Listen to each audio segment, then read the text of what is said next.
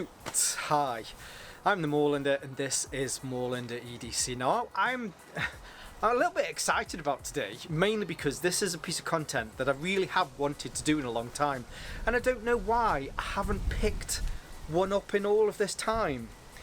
It's a watch that a lot of people love, but it's a strange watch that's kind of in between two worlds.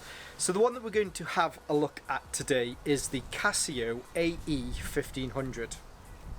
Now you'll look at this watch and immediately I think everybody looks at it just thinks it's a GShock, but it's not a GShock. It is 99.9% a GShock, but the one little thing that it's missing is the reason that it can't have that GShock name, which we will have a look at as part of this. But it's a small, tiny little thing that means it's not a GShock. So I think this is possibly the best non-GShock watch in a budget category, because the price on this is daft. Everybody should own one of these watches. So let's get into it. I'll turn the camera on so that we can take a closer look. Whilst I'm doing that, if you do enjoy this content at any point, please feel free to hit the like, subscribe and share. That would be amazing. And thank you if you do choose to do that. It's certainly appreciated. Now let's take a closer look at the AE-1500. Okay, now I have mentioned a few times that I think this is the best non-GShock watch. So, and this is by my reckoning, my own deductions. I've not contacted Casio really to check on this, but it makes absolute sense what I'm about to say. So here in my left hand, I have 5 GShocks. Here in my right hand, I have the AE-1500. Okay, so the things that these all share in common. The original GShock was created because a chap dropped his watch and it ended up damaged. So the GShock was born out of that unfortunate accident. So certain things all G-Shocks have to have in common. They need a strong exterior. Generally they're made from plastic. Check, these have that. The watch band, when these are dropped, acts as a little spring. It's got that. Check. Multiple features that are on there as well. You know, it also has that as well. It needs to be able to drop from a certain height and still be allowed to tick. The one thing that makes these different from this is all G-Shocks need to be water resistant to 200 meters. Now if you look on the back of every single one of these, you'll be able to see on there that they have water resistance to 20 bars, whereas this one is just to 10 bars or 100 meters. And that really is the main difference between them all. So this can't actually call itself a G-Shock watch, although for all intents and purposes, when you look at this, you just think you think that it is a G-Shock watch, and you get a lot of the properties that a G-Shock watch has in a cheaper version. Now I use the term cheaper as no reflection of the quality of this product. I just mean at the monetary value that you can pick one of these up. Most of those other G-Shocks come in at around $90 to $100 minimum. You can pick these up for about $25 here in the UK. These go from between 20 up to £30. There are 3 versions of these as well, and it just depends on the versions that you go for. Which, as far as a budget friendly timepiece, it falls perfectly, so perfectly in that spot, because it sits between two worlds. It's a standard Casio watch, but has a lot of those G-Shock features that we like in G-Shock watches. Now, to give you some other details about this, and I am trying to keep this so that you can see that huge watch face there. Measurements from lug to lug is 54.4 millimeters. From side to side across the face comes in at 51.2 millimeters. And the depth of this, because of these kind of the large extremities, I guess you'd call them, here on the face, it comes in at 15.7 millimeters in depth. The face is beautiful and clear on this. It's got a very old school style kind of layout, with the digits on the front here showing the time are absolutely massive, especially when this is compared to other similar style watches. You can see that these really are nearly twice the size in difference. Across the middle, you'll be able to see that you can see the time. Across the bottom here, we have the seconds, and then we have the day and date here at the top.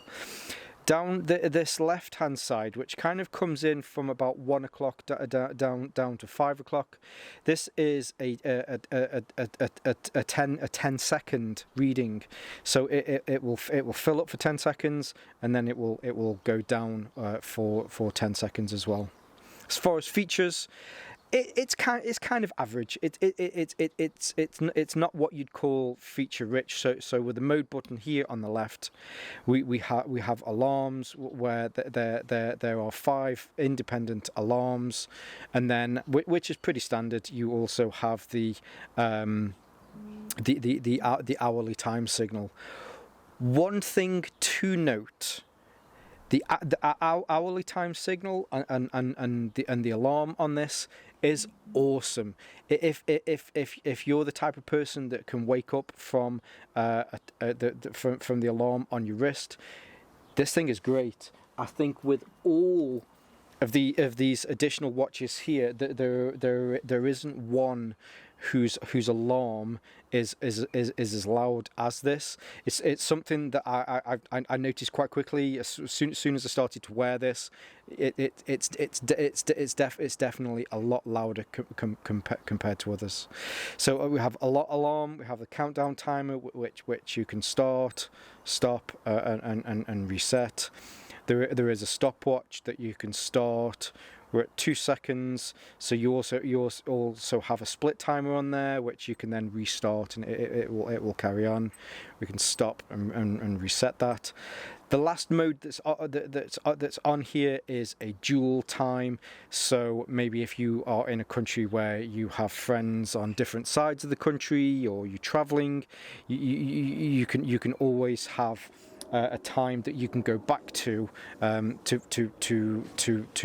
able to view quite quickly, and then the last mode brings you back to the main time setting mode. Now the module on this, so when I turn this over, hopefully you'll be able to see. So none of that GShock kind of logo on there, because strictly speaking, this isn't a GShock. The module in there is the 3502 for people that like to see that sort of stuff. So, some of the things which are mainly to note on this. So with a lot of other Casio watches, you can generally tend to scroll forward and backwards through the things when you want to change. So I've just changed that to 2 o'clock. But if you press the button here, it doesn't reverse if you go past. So it's a little old-fashioned, the fact that you kind of have to keep going round until you get back to 1 o'clock again. But it's a small, I was going to say irritant. It's not even really an irritant. It's just really something to point out. So you can adjust from here at 10 o'clock, Here down at 7 o'clock is as your mode, start and stop, and then your light here. The illumination on this is I think it's called the kind of the rear one. So you just get the numbers on the face, the actual digits lighting up, rather than an LED that forces the light across the front. Now, I have mentioned there are a few versions of this. So this is the grey and negative display version. There is a black positive display version. The main difference is this might look black here, but this is actually the grey version. On the black version, so the display isn't negative, and then here on the side at 3 o'clock, and this text here on at 9 o'clock. On the grey version, it's blue, hopefully, as you can see, but on the black version, that's red. There's also a brown khaki version, which is actually really nice, that has the positive display rather than the negative display.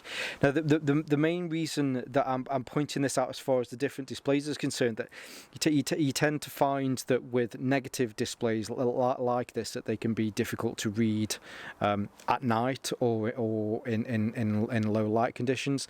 Now, I'm moving this around, but it's not actually giving you a true reflection. I hope you can pick this up. I don't think you can, but the viewing angles and being able to read this still in low light conditions is actually really good. It's a lot better than other negative display watches, mainly due to the size of the numbers that you have on here. It makes it very, very easy and very clear to be able to see those if you do want to look at those whilst in low light conditions. There is, as I mentioned, there is the light on this, which does help, especially when it is dark. But I think with most watches, being able to see them in the dark it can be tough if it is pitch black. Last thing to point out, that you also get a 10-year battery with this, which I know for some is also a massive selling point.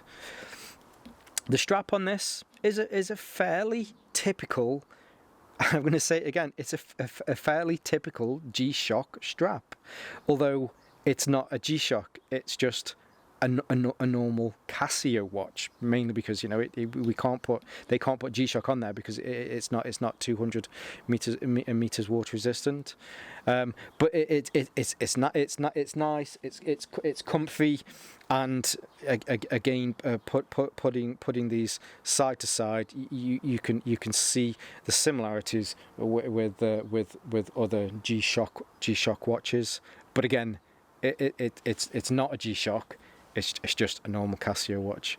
Weight-wise, for this, comes in at 57. I think it was 57 grams, which again, it's kind of the average that you get for these style watches. But I have to say, in the time that I've had this on my wrist, it's a great budget watch. I think, for anyone that likes these style, picking these up from anything from £20 up to £30, it's a steal, and you almost owe yourself to pick one up. Now, I genuinely do think that the AE-1500 is a steal. It really is a steal. I think whether you're into so go back to my original point, that this being a watch that sits between different worlds, whether you enjoy a nice budget watch that is a great looking watch, whether you like the G-Shock aesthetic, it's got that, or whether you're after something that, strictly speaking, isn't a G-Shock. I don't know where I was going with that last point, but I think this is a great watch. And yeah, I'm almost punching myself for taking so long to make some content on this. Now, there's a lot of other great content out there, so don't just trust my word on it. Definitely have a look at some other channels, and you'll certainly hear about how much the AE-1500 is loved. Also, check out George Defined as well. George has had one of these on his wrist. He has the khaki tan version. He's had this on his wrist for a while. Certainly love it. Shout out to George as well. Yeah, great channel. You should check out his channel anyway. It's YouTube. I'll leave some affiliate links down in the bottom so that you can see more from this and where to pick them up. It's to no extra cost to you. But what it allows me to do is it allows me to make further content like this. This was purchased with Moorlander EDC money, and yeah. So I think for now, as always, stay safe, stay Moorlander, and stay EDC.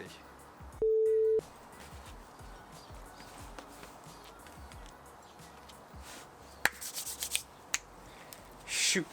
Hi, I'm the Moorlander, and this is Moorlander EDC.